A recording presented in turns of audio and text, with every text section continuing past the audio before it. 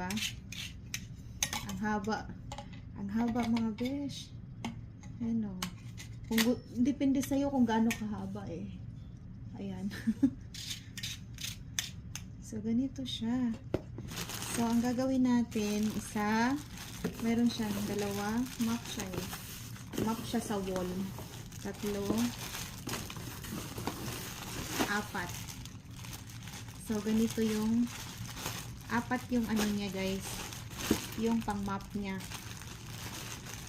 Yung tawag dito. Pero ito ha, nalalabhan ko and furnace. Maganda siya. Ayan. Parang ano siya sa ulo. So, ito yung pang ano sa wall. Hindi mo maaabot, ganyan. So, ito yun. Yan. Tapos,